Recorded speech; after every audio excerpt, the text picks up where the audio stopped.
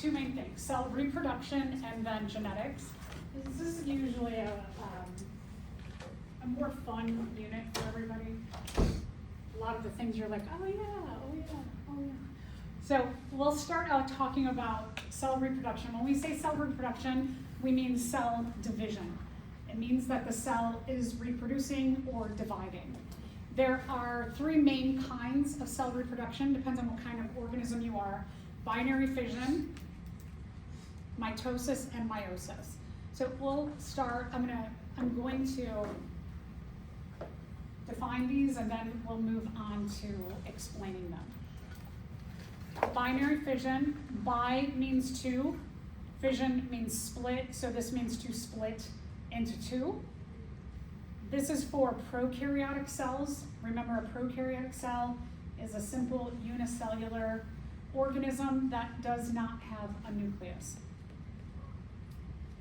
For eukaryotic cells, we have mitosis. This is cell division in what we call our somatic or non-sex cells. Also add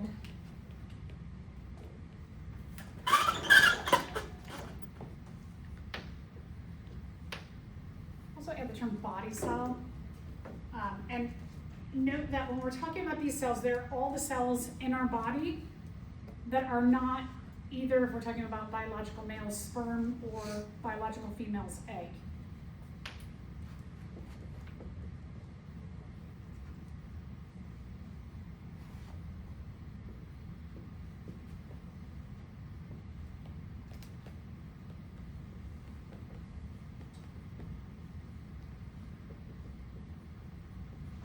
So mitosis occurs in every cell in your body that is not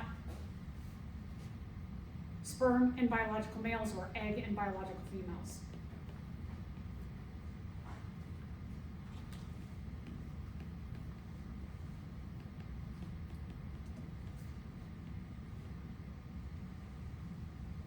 All of these different terms that you're going to be introduced to, like somatic, which means a body cell or a non-sex cell.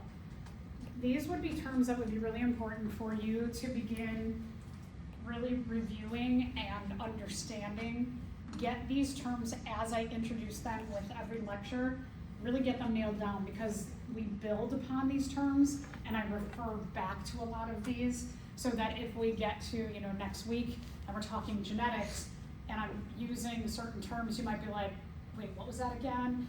It will really be critical for you to do your objectives once you get home, review them, quiz yourself on them.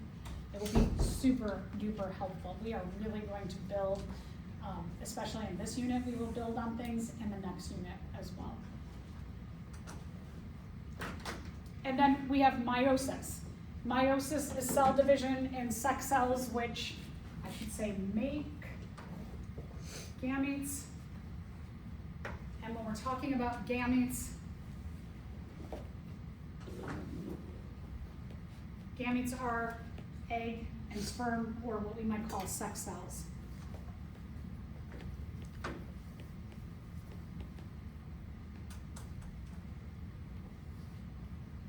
The other side of the building is cold, this side of the building is hot. Okay, so we're going to look at these three different kinds of cell division in the next two chapters.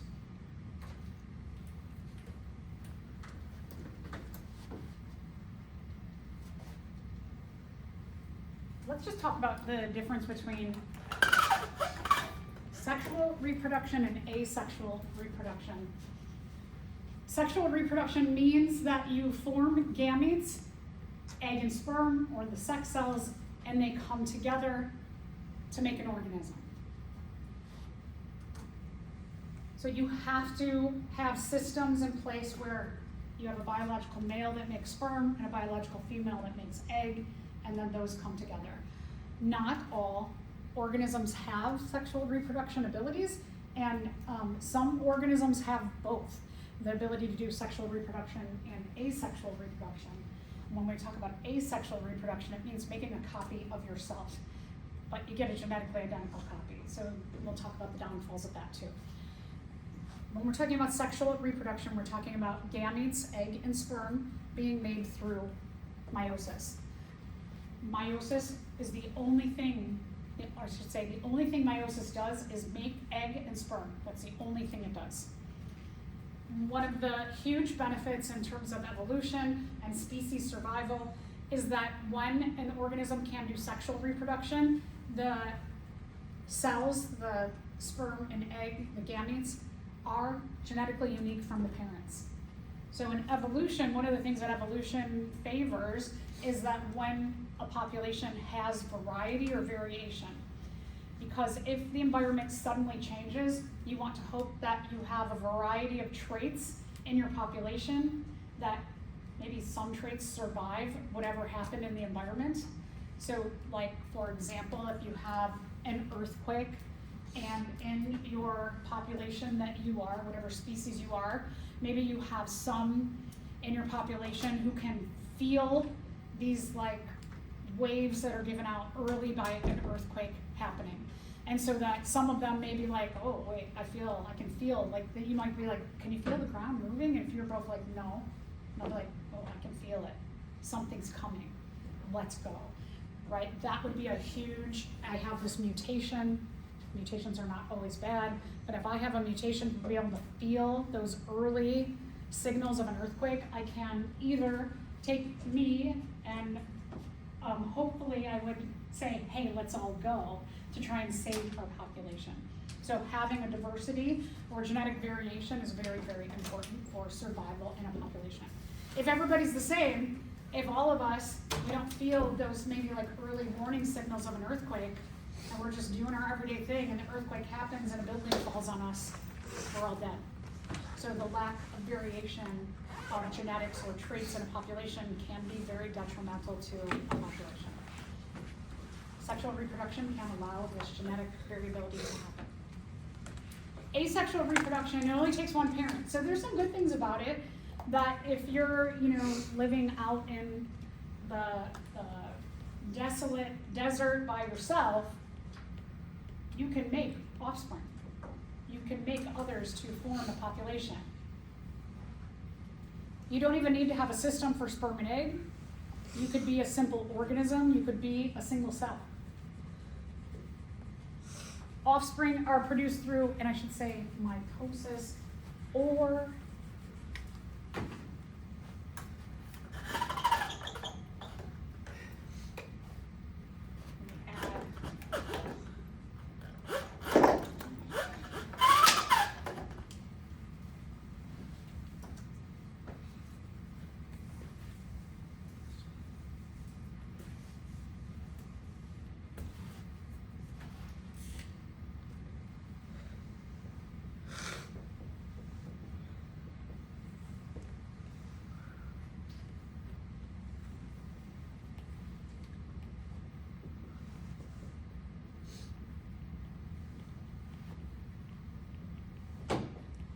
these are, we won't talk about these, but we'll talk about mitosis and binary fission. Just to note, if you take 112, you'll talk about different forms of asexual reproduction that will include budding and parthenogenesis. But for us today, we can do what we kind of refer to as asexual reproduction for the majority of cells in our body. Any cells in our body that are not producing or that are not egg and sperm, the rest of our cells in our body make an exact copy of themselves. So that's more of an asexual form of reproduction because sperm and egg are not needed, but it helps us to grow, develop, repair, and maintain ourselves. And so when we're talking about offspring are genetically identical to the parents. So while this is easy because you don't need a mate and you don't need to have a whole system to make egg and sperm, the downfall is that, let's say that you just keep popping out offspring cells, everybody's the same as you. And so that if the environment suddenly changes, you don't have variation, which can be a downfall.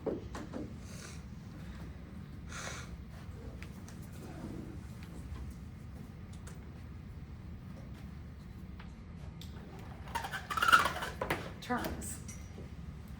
During sexual reproduction, the first cell is called a zygote. We also may refer to it as an embryo.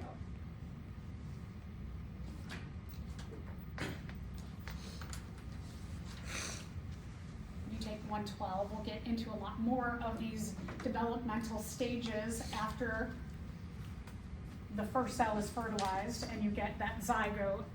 And then, here's the thing. One of the things about this illustration that's kind of nice is that it shows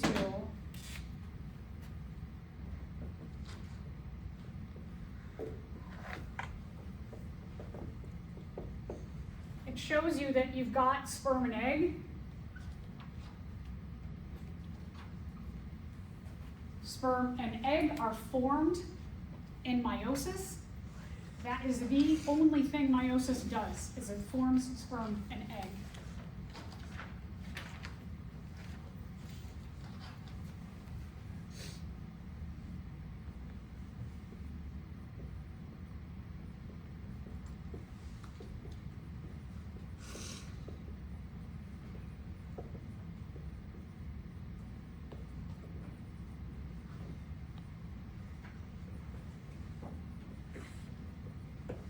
So, once we've got the zygote,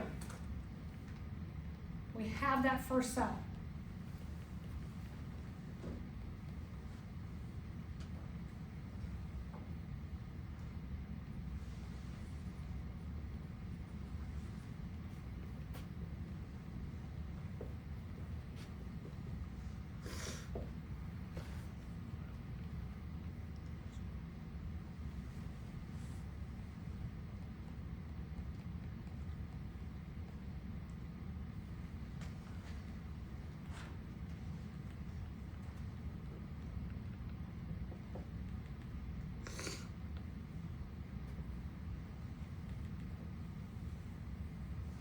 My awesome drawings.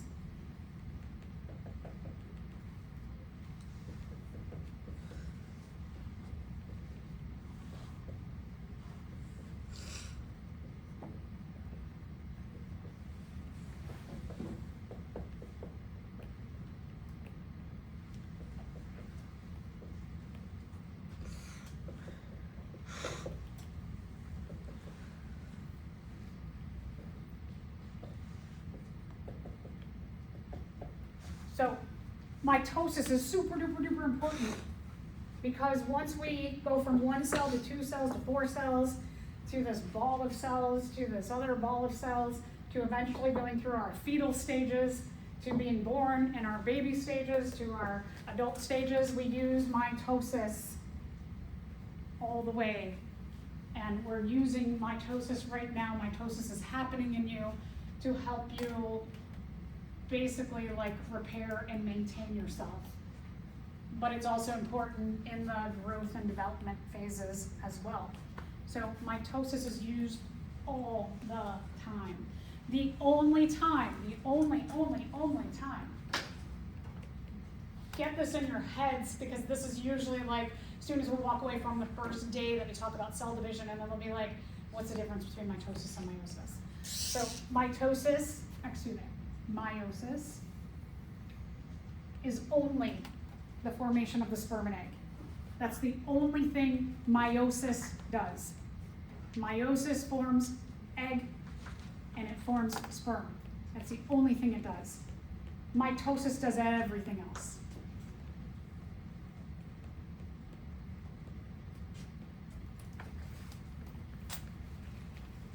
So that's like one of the big ideas to get in your brains, is that meiosis makes egg and sperm. That's the only thing it does. Everything else in our body, everything else uses mitosis. Everything from the first cell on uses mitosis to help us get to 2 cells, 4 cells, and then all the way to what we are right now, an adult.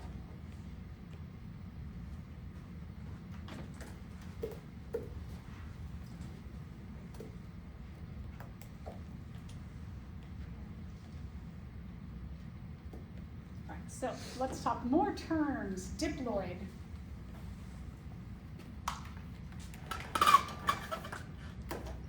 species has a chromosome number for them.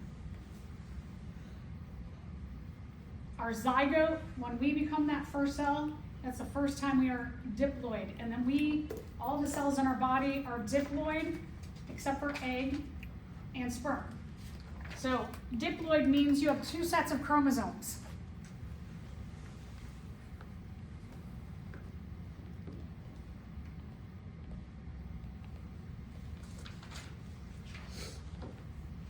Di, right here, di means 2. Why do your cells have 2 sets of chromosomes in them? Where do they come from? From where? Mom. Yeah, mom, dad, sperm, and egg, good. Yeah, so all the cells in your body have 2 number 1s, 2 number 2s, 2 number 3s, 2 number 4s, all the way, we have 23 pairs of chromosomes. 23 chromosomes come from bio-mom, 21 from bio-dad.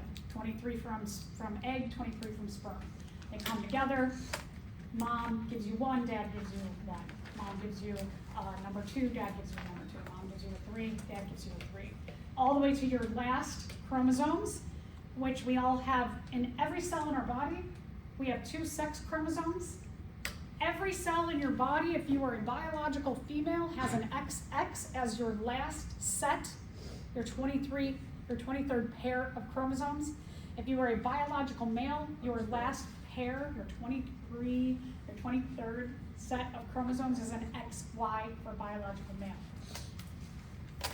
We don't use every chromosome in every cell. You have the genes to do everything that we need to do in our body in every cell, but it doesn't mean that the genes are turned on in every cell. So again, yeah, 1 set from bio-mom, 1 from bio-dad, 1 from sperm, 1 from egg.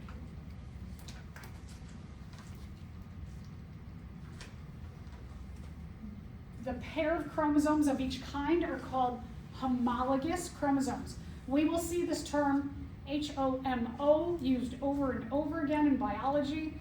HOMO means same or similar. Remember that, because if someone is homosexual, they date someone of the same sex. We will also use hetero a lot in biology. Hetero means different. If you are heterosexual, you date someone of another sex. Homologous chromosomes mean same or similar chromosomes. That when we look at our 23 pairs of chromosomes, or our homologous pairs of chromosomes, you have 2 number 1s, because 1 comes from bio-mom, 1 comes from bio-dad. You have 2 number 2s, 1 comes from bio-mom, 1 from bio-dad. So just like I was explaining before. Is this a biological male or female? They actually should be XX. Yeah, female. Yeah, female. So it should be an X and an X. I don't know where this other X is. So XX, this is a biological female. If you have an X and a Y, it's a biological male. Your 23rd pair is XY for biological male. So yeah, just write another X there. I don't know why that's not there. Okay, so these are our homologous pairs of chromosomes. 1 of each homologous chromosome comes from your bio-mom, 1 comes from your bio-dad. On your chromosomes, you have different genes. The location in which a gene is found is called the gene locus. Loci is plural, locus is singular. So a gene locus is the location of a gene on a chromosome.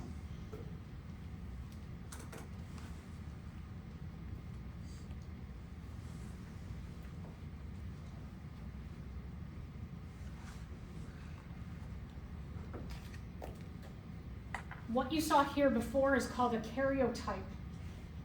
This is really cool, that during the process of mitosis, when a cell is dividing and you have chromosomes made, this happens, is that all of our chromosomes in our cell are formed. We'll get to what happens there, but you can see all the chromosomes from a cell, and that what a scientist can do is basically freeze this and then move the similar chromosomes together. So they'll use different colors to dye and things like that. So they'll find like this one and this one are a pair that become pair number 2. And that you'll find like this one and this one here are 19. Pair 19, yeah, good. And so then they'll lay them out. They'll take all of your chromosomes and they'll lay them out and make a karyotype. So you could see all of your chromosomes, and then you could see, again, should be an XX, that this particular cell has 2 X chromosomes in it. The term haploid. Haploid means 1 set of chromosomes. Diploid means 2 sets, haploid means 1 set.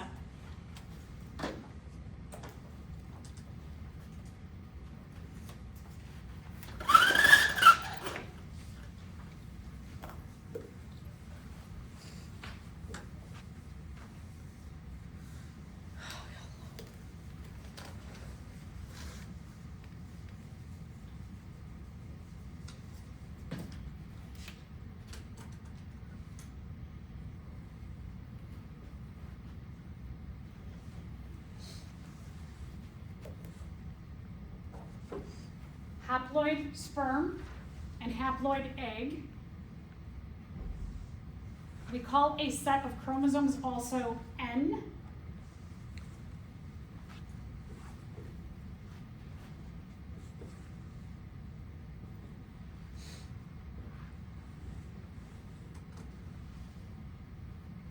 So if N is represented in, I don't have that up there either, but you can also say haploid equals N. N means 1 set of chromosomes. The sperm will carry 1 set, the egg will carry 1 set.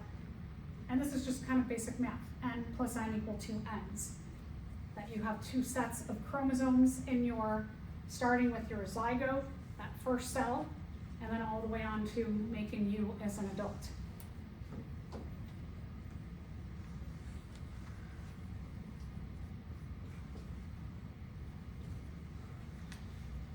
That zygote has 2N number of chromosomes all the way to an adult. All the cells in our body are 2N, except for sperm or egg.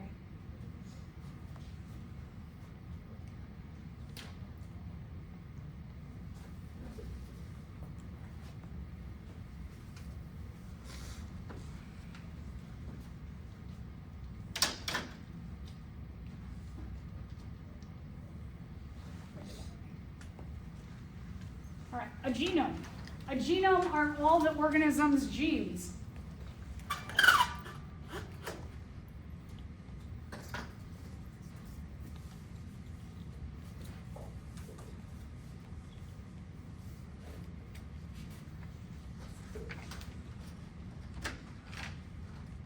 A gene will tell us information about how you are organized and constructed.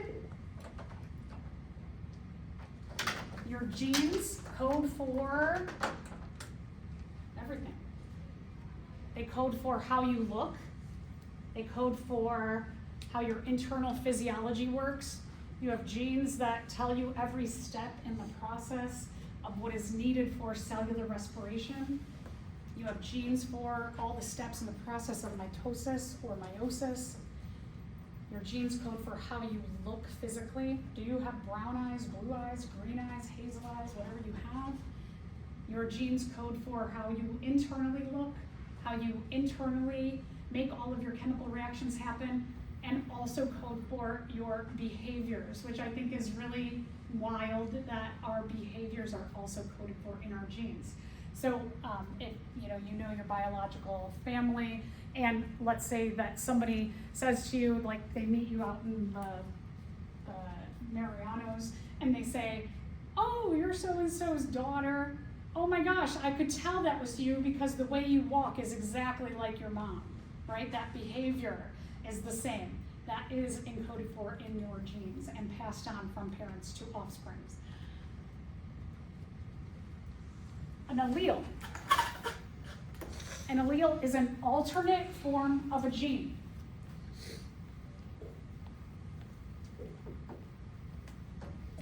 All right, what the heck does this mean? So let's say that both of your parents are right-handed, but you are left-handed.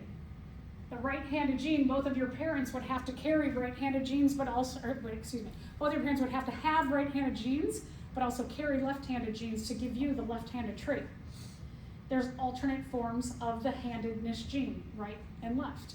There's alternate forms of eye color genes. You have the different colors of eyes, the different colors of hair. So all of your different options for a trait are embedded in your alleles, an alternate form for that particular gene.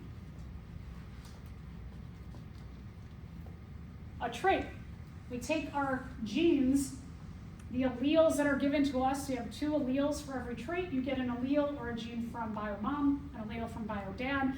Those we equate to what is the trait or characteristic. So a trait is a description of the genes. The trait for handedness equates to, are you right-handed or left-handed? What we call the outcome of what our genes code for are called our phenotype. The 2 genes, let's say that you are, and we'll get into this all soon enough, let's say that you are little r for handedness. That means you are left-handed. Little r is your genotype, and that codes for left-handedness, which is your phenotype. The genes, the little r genotype, the description of the genes are the phenotype, the physical description of the trait. If you are a prokaryotic cell, so here we have a nice simple cell, single cell. It doesn't have a lot of organelles, and the DNA is one chromosome called a nucleoid. If we took all of this squiggly stuff and we stretched it out, it would be a big circle. So when you are a prokaryotic cell, you have only one chromosome. It's a big circular chromosome called a nucleoid. Because you don't have that many organelles, you are very simple in nature and in structure. It is very easy for you to do asexual reproduction, or what we call binary fission. If you are like us, where we have a nucleus and we have a lot of organelles, and our organelles are all double membrane bound, we have to have a lot more complexity to cell reproduction. So we undergo mitosis to make all the cells in our body. Except for sperm and egg, they undergo meiosis. Both mitosis and meiosis have steps to them. Because our cells are a lot more complicated, there are a lot more complexity to them, we have a lot more chromosomes, right? We have 46 chromosomes in every cell in our body. If you're a prokaryotic cell, you only have 1. Prokaryotic cells, they only have to copy that 1 chromosome. We have to copy 46 chromosomes and make sure the right 46 get into the 2 new cells that we produce. So we have to have mitosis that has prophase, metaphase, anaphase, telophase, and then we have to have meiosis, which has all of those steps in round 1, and then they have a prophase 2, metaphase 2, anaphase 2, telophase 2. So we have to have good orchestration and organization to cell reproduction in mitosis and meiosis. All right, so let's talk about binary fission and the steps that go along with it. This is a simple form of cell reproduction. Prokaryotic cells are cells that do not have a nucleus. They have 1 circular nucleoid chromosome. That's all the DNA that they have to copy. The cell will have to grow to twice its size. It will have to replicate all of the organelles in its body, including the nucleoid chromosome. Go to twice its size, split everything into 2.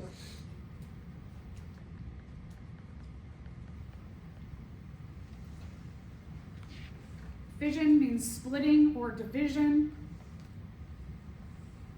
Binary means 2. Now we go from 1 to 2 cells. Before any kind of cell division, the DNA has to replicate. Everything has to replicate, not just the DNA, but all the other organelles too have to replicate.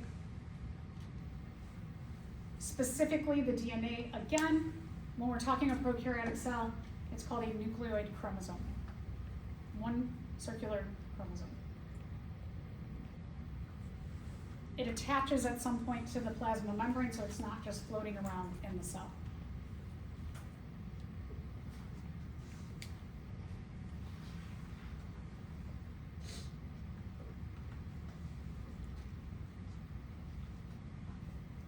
The cell has to grow to twice its size. So if a prokaryotic cell is this size, it has to replicate enough cytoplasm, all the organelles, and the nucleoid.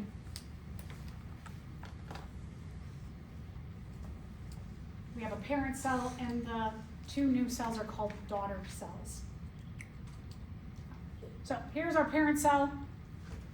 I don't think it's quite twice its size, but it is growing to twice its size. Going into binary fission, the DNA has to replicate, all the organelles have to replicate. Grows to twice its size. You start to get either a pinching in or a new cell wall formed between the two sides of all the organelles on this side, all on that side. You get your DNA on each side, and then you get two new cells called daughter cells. That's binary fission, very simple. So let's get to us, who are more complex. A lot more complexity because you have a lot more chromosomes to worry about. Plus, you can't just decide, like, let's replicate our 46 chromosomes to 92 chromosomes and just pick, let's put half over here and half over here. We have to make sure that each of our daughter cells gets two number ones, two number ones, two number twos, two number twos, two number threes, two number threes. So you can't just pick any old chromosome set of 46 and put it over there and another over there. You have to have two of each kind in each of your new cells. So this has to be organized. Mitosis is for growth, repair, development, and maintenance. You all are primarily on the repair and maintenance of this. You're adults.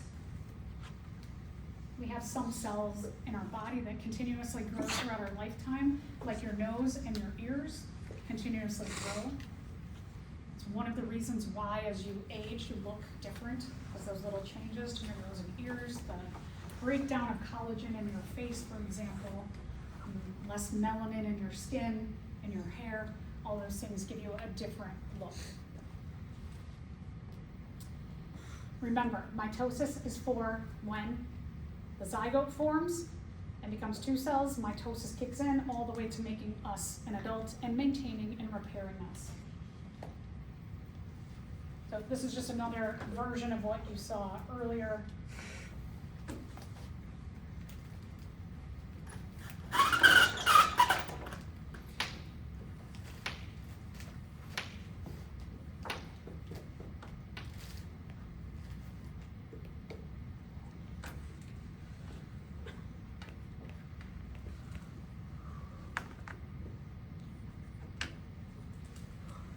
Meiosis, that's it. I keep emphasizing this because it's important to know. Meiosis, the only thing it does is it makes sperm and egg.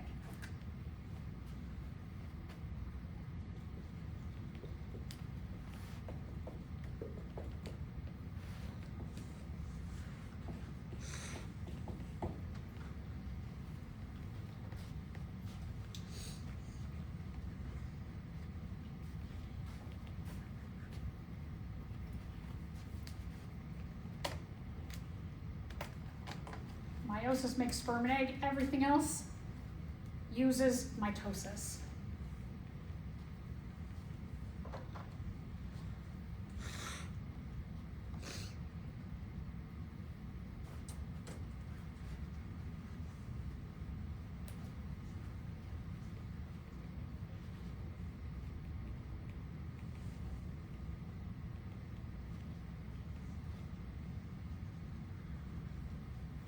All right, chromosome numbers.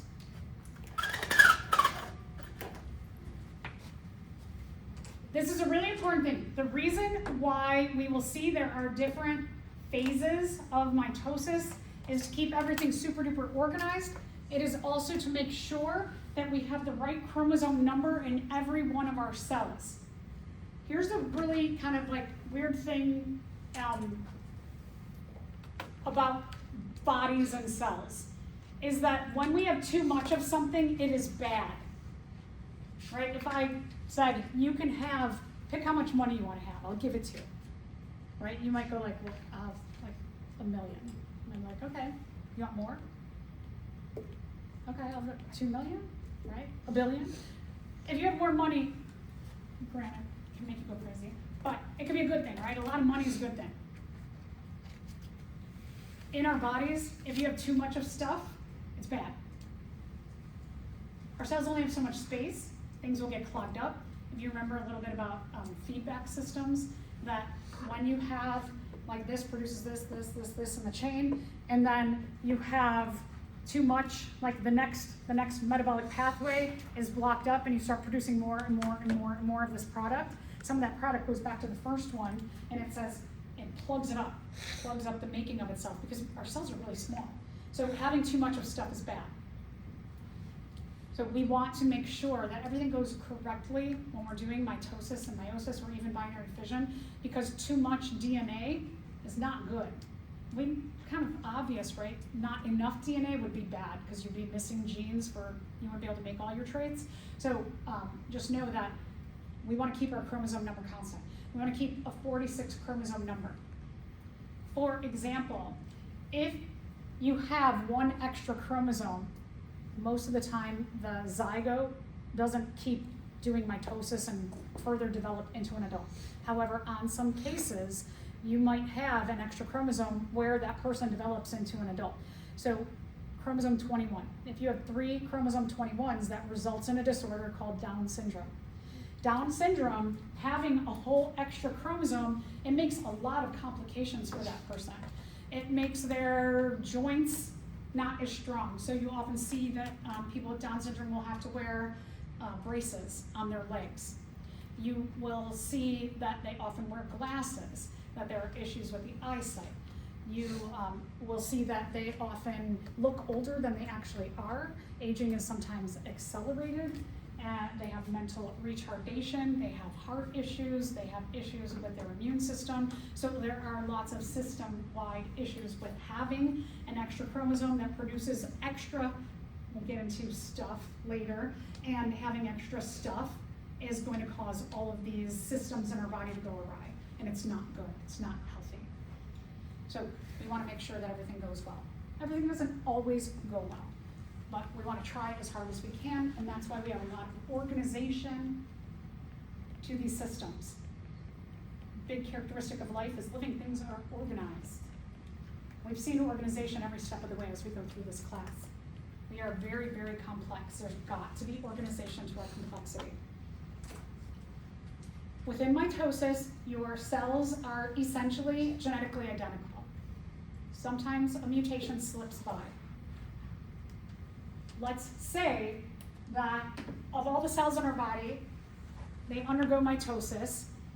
In our cells, an eye cell, for example, if you've got 1 million cells in your eye, and every so often, one of your cells gets messed up, it's not perfectly genetically identical, you have 1 cell out of 1 million that doesn't function, do you think that would be a big deal for the eye? 1 out of 1 million cells not working. Probably not, right? Like you got a million other ones that are working fine. So once in a while, if this isn't perfectly done, if mitosis isn't perfectly done, once in a while you get a mutant cell. It's not a big deal because we've got a lot of other cells that are doing whatever they need to do. In making of egg and making of sperm, if you have a mutation, now mutations could be good. Mutations can make you have better characteristics. Mutations can code for the same outcome. Sometimes mutations we often refer to as humans as mutations are bad.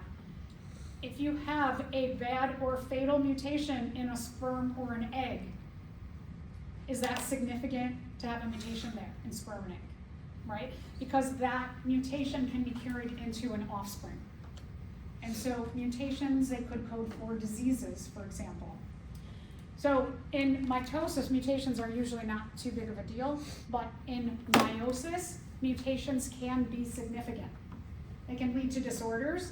They could also lead to new genetic combinations that maybe you have a mutation that codes for, let's say, a mutation that codes for you can hold your breath much longer. Would that be a good thing? It could be, right? Like if you're a swimmer, if you're somebody who likes swimming and you can hold your breath longer, you'll have an advantage when you're racing. You can do more strokes in between breath. So sometimes mutations lead us to better things, sometimes not so good things. But mutations are most significant, the effects of them in sperm and egg. All right, so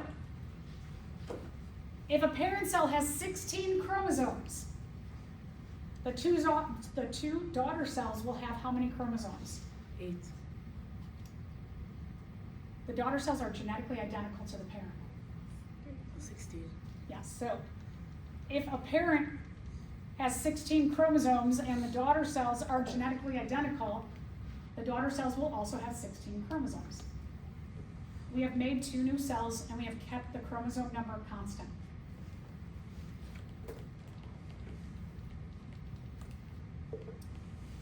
All right, more terms. There's a lot of terms in this unit. When a cell is not undergoing cell division, the DNA is loose and unwound.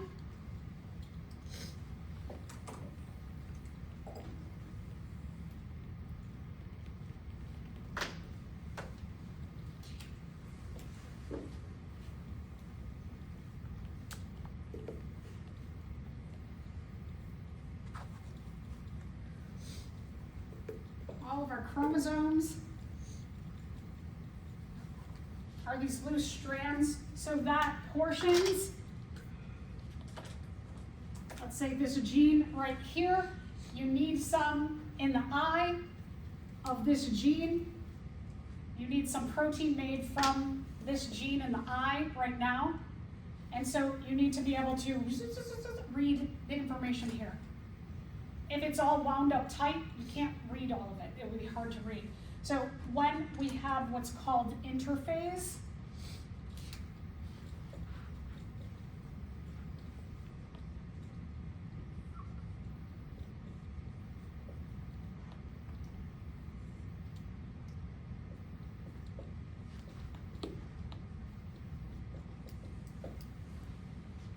when we have our cell like this, our DNA is chromatin. It is all loose and unwound.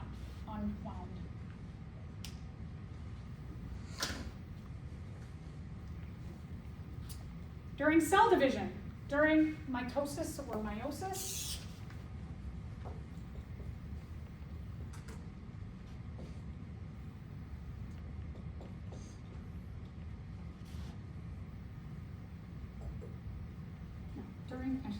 during this, no, I should say in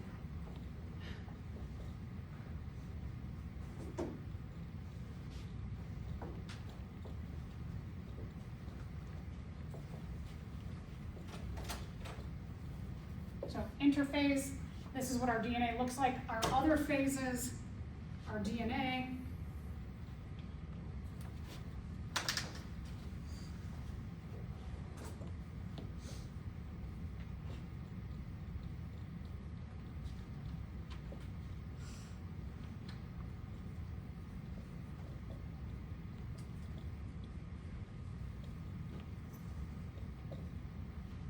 Our DNA becomes chromosomes when we are in prophase, metaphase, anaphase, telophase, prophase 1 and 2.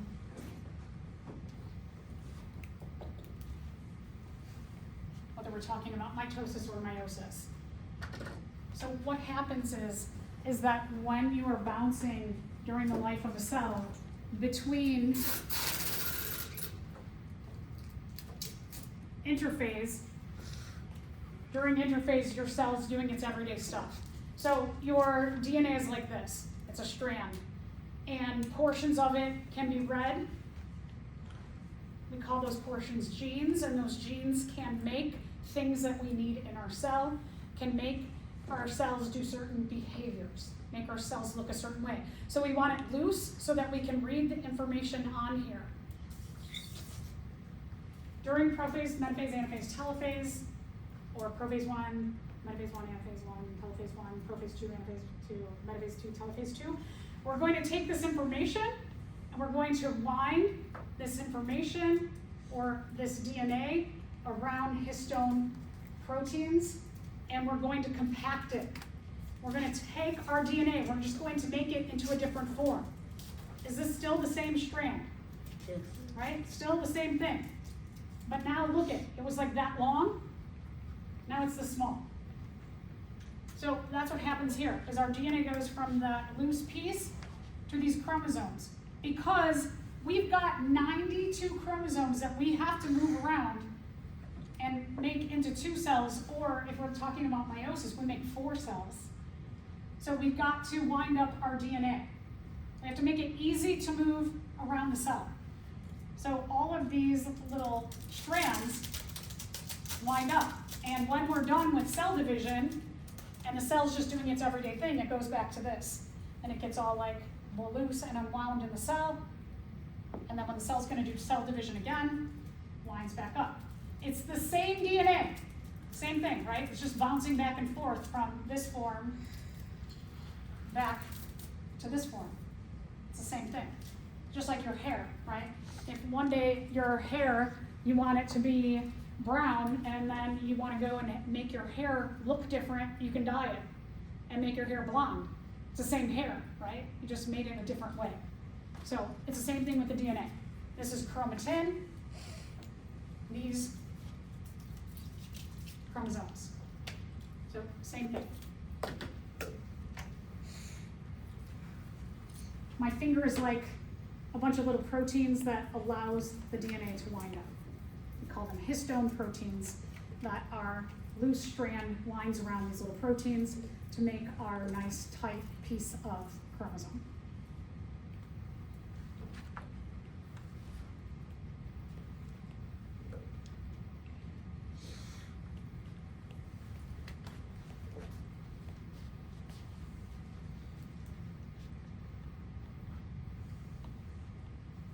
The DNA forms these groups of structures called nucleosomes.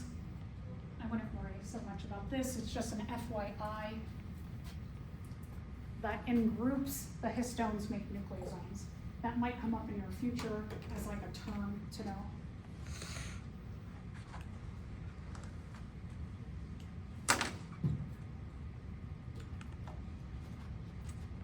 There's also each nucleosome group is linked by what we call it, like this linker DNA. I'll show you a picture of all this in a second.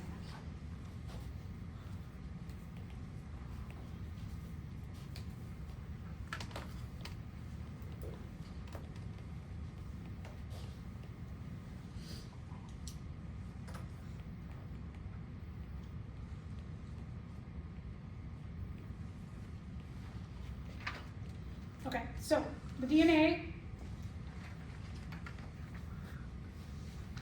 will wrap around, you see these yellow balls? These are histones. And then your histones make groups, looks like flower petals. That when we take a group and we make like this, a flower petal and a flower petal. And then the flower petals are connected by what we call linker DNA. So each flower petal is connected to the next one by a linker DNA.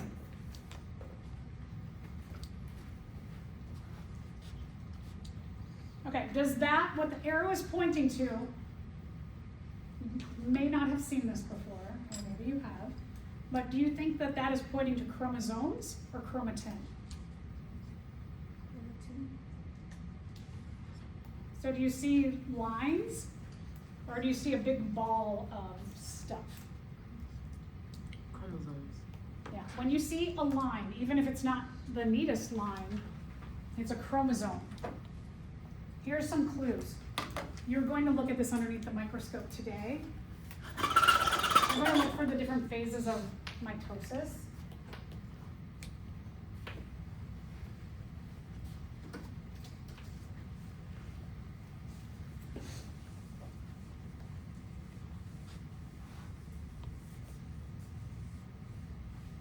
So this is a plant. This is a slide from a plant. You can tell it's a plant because the cells are a little more squared off. They're not round. The animal cells that you look at underneath the microscope will be round. So your cells that are in interphase, majority of the cells on here are going to be in interphase because this phase, it counts for like the everyday life of a cell. And then when there's a need to make a new cell, then the cell does cell division, and it's in prophase, metaphase, anaphase, or telophase at any given time. But the majority of the cell's life is spent like this in interphase. So that's why the majority of the cells that you see up here are in interphase. Interphase is going to have a nuclear envelope. So it's going to have a nucleus.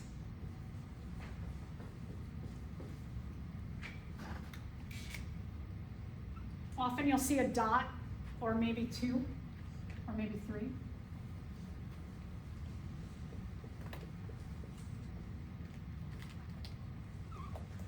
That's the nucleolus. Some cells may have more than one nucleolus. So sometimes you can see like 2 dots inside of the nucleus. Or you may be seeing like a row of cells underneath another row. But if there's one or more nucleolus, it's normal. And then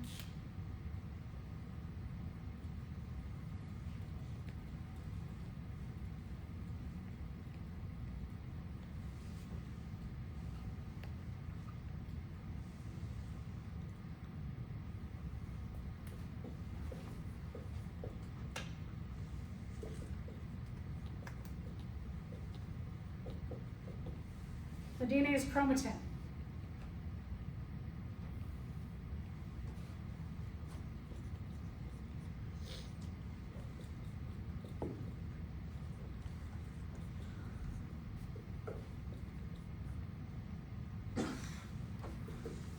So when we're talking about interphase,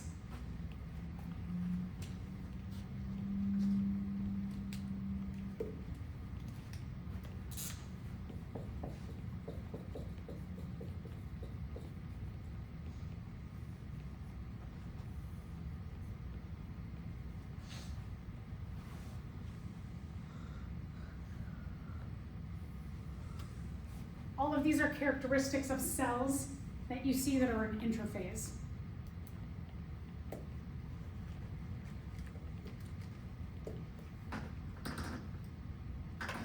So on here, I'm going to put which ones are in interphase.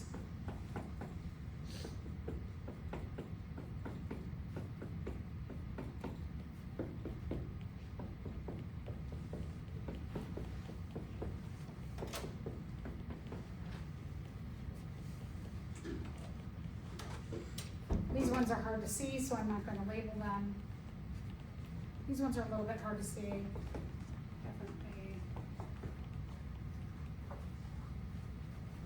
I don't know about that one. Okay, let's take a look at this one.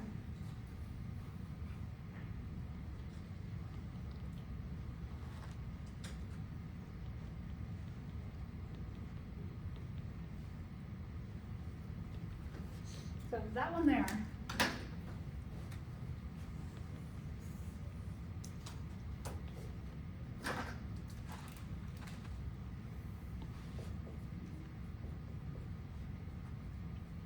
is in prophase.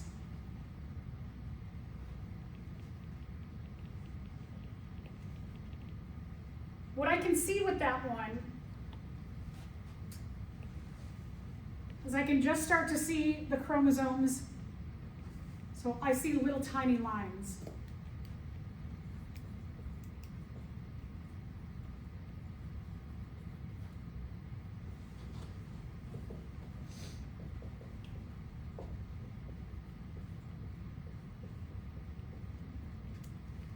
I also, do you see a circle around those tiny lines around the chromosomes?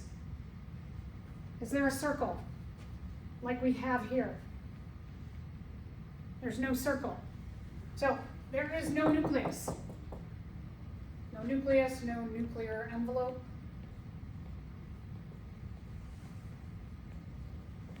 So these are characteristics of what I would see in a cell that's in prophase of mitosis. It's undergoing cell division.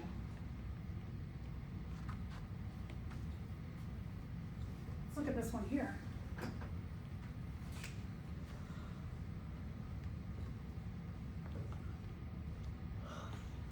All right, that one there. You see a circle around the lines. No circle around the lines. This one,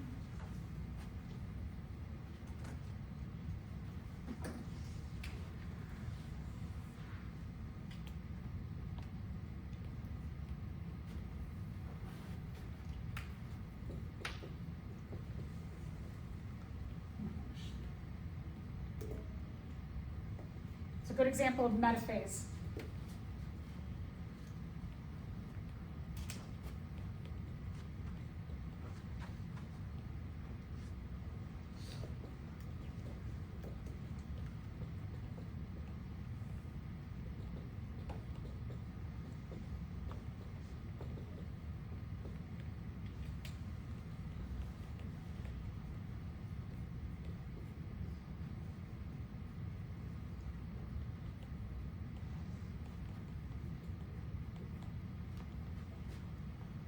So metaphase, these are characteristic.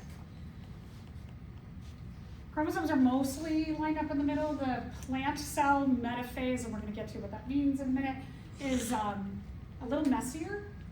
Metaphase means middle. It's the stage in which all the chromosomes line up in the middle. So you usually will see a lot in the middle and some stragglers that are coming out. See how all of these are just kind of like hanging out, but this has a central line to it. So that's a metaphase.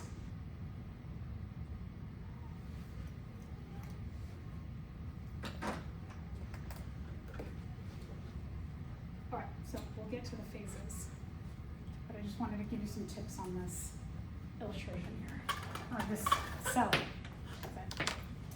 microscope slide. Okay, all of the chromosomes at their tips, they have a telomere.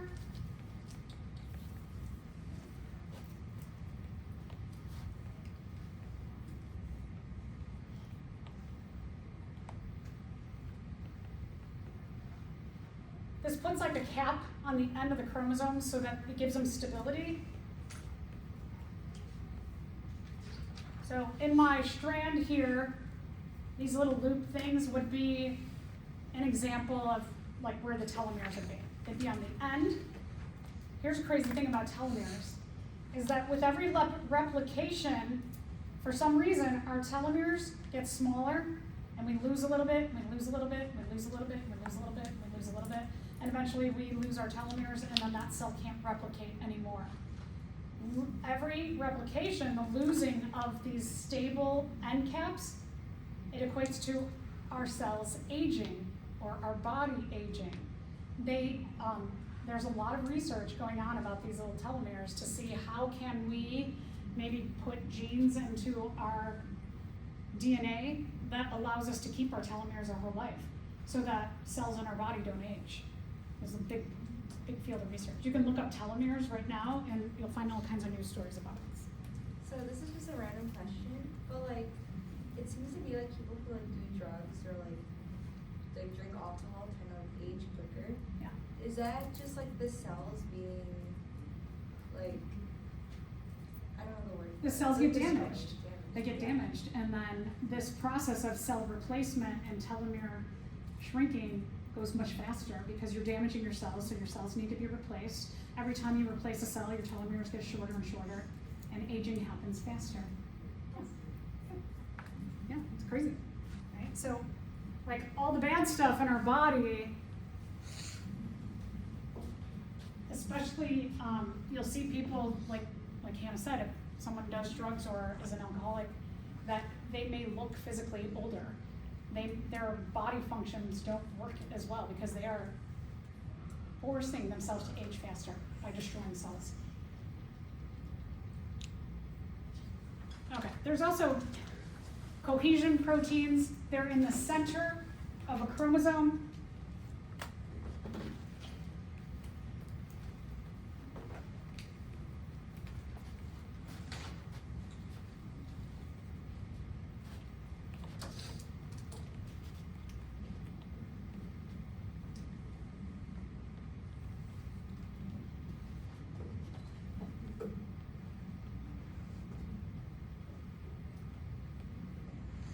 So in the center of our chromosomes, or at some point on our chromosomes, you've got these cohesion proteins, and then when you replicate,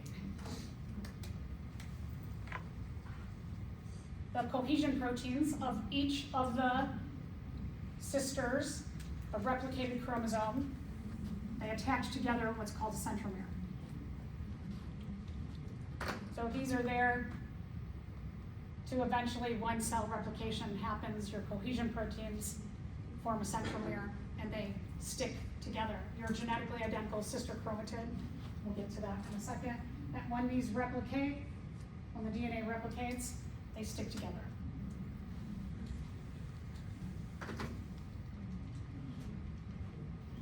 So they're an attachment site to stick together your replicated chromosomes.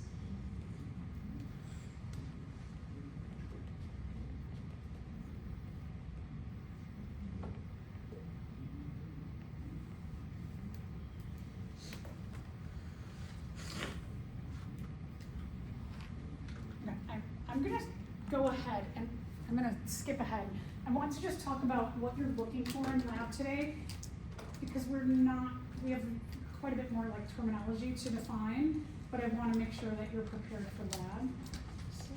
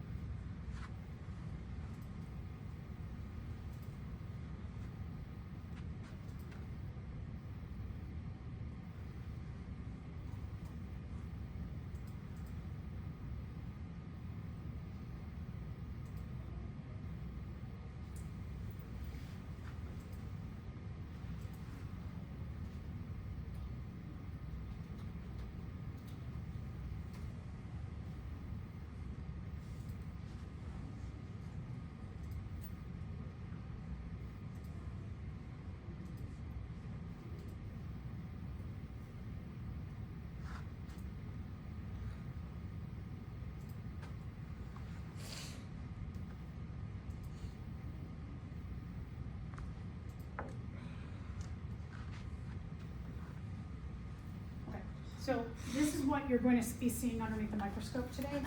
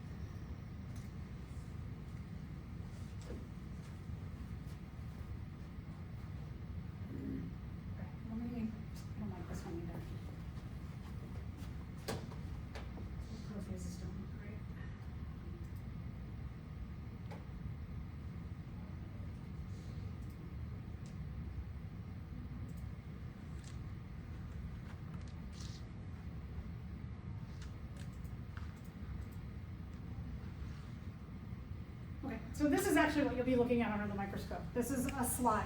When you go to high power, you will see on one slide, you will find all the phases of mitosis on that one slide. So if this is your field of vision, like what you can see through the microscope, you're seeing all of this stuff. The majority of your cells here are going to be in interphase, so that what you are looking at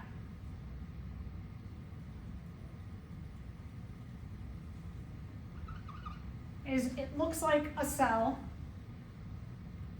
that has a solid circle inside of it with maybe another dot or two inside of there, and that's interphase. So all of these, you can see the majority kind of look like that.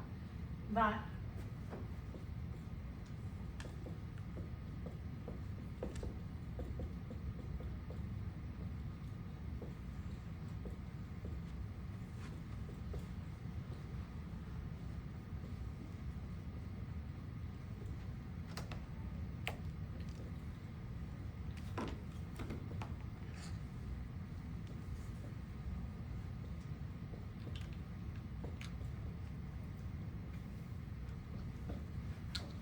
so your majority and your interphase are going to be, they're going to look like a rectangle with a solid circle, with maybe a solid circle is the nucleus.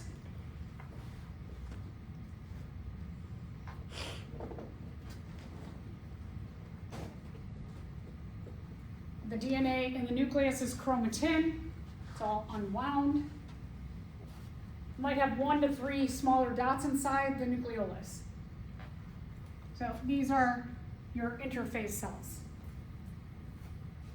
What you are going to do is on your lab, you'll have a box like that for interphase. I want you to draw one good example cell of interphase. So you're going to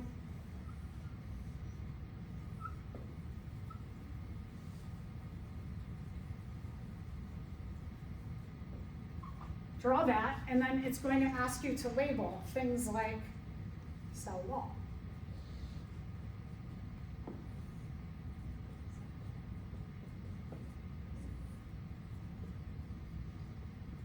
I think maybe chromatin. So interphase. In that box that you have for interphase, don't do this. And try and physically draw all of those cells into this box. Because then I just see a bunch of, like, I don't even know what is, I'm like, what are they doing here? Do not draw a whole bunch of little tiny cells like these. Draw one big example cell each, for each phase. On here, you typically can find all the phases on one slide. So prophase might look like some lines.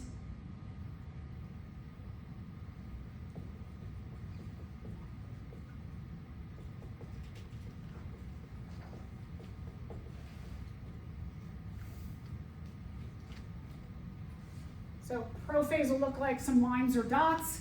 No nucleus, which means they're not encapsulated in a circle. Metaphase will look like this.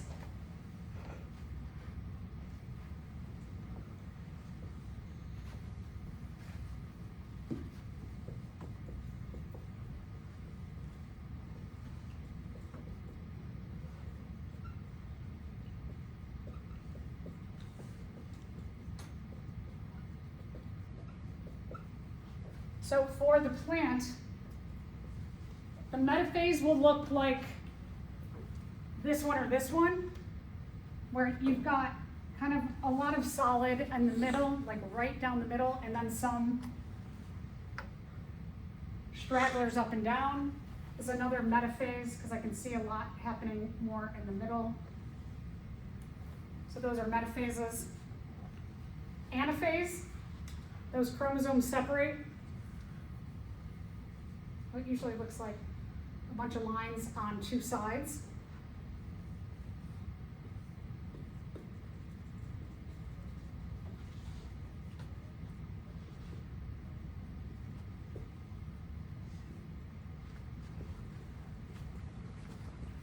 you see two groups of separate lines. And then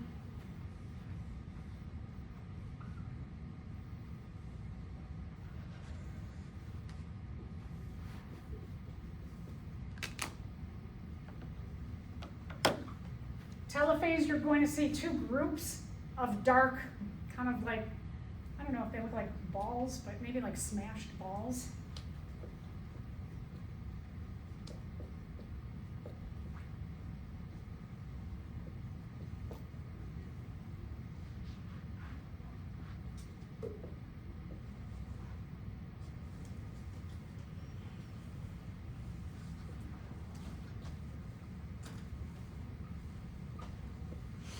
Telophase will have these kind of two smashed balls, they're like dark smashed balls, with a line in the middle. When it says daughter cells, they're just looking for maybe like a little advancement of this. So I would say maybe these right here. You've got two smaller cells next to each other. They look like they're kind of going back to interphase.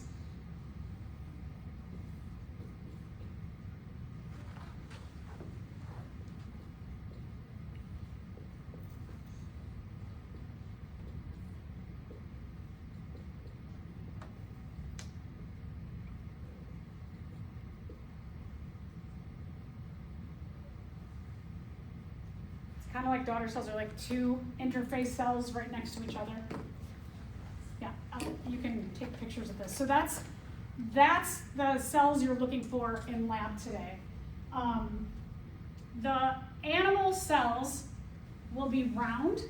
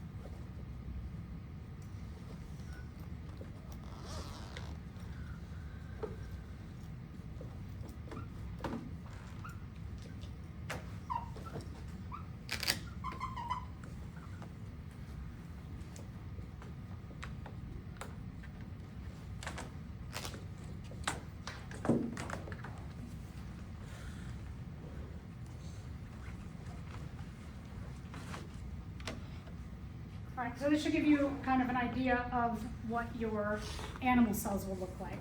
So use this as your guide as you look at the cells. You should be able to get through both the interphase and, get through the plant cell mitosis and the animal cell mitosis, drawing the example cells. So let's focus on that, and then the rest of it we will save for the next class, okay? All right, so if you want to take pictures before I turn everything off, feel free. If you want to get closer, that's fine too. And then head over to lab. Pablo is there waiting for you. He has very kindly set up your microscope. Let's put it out.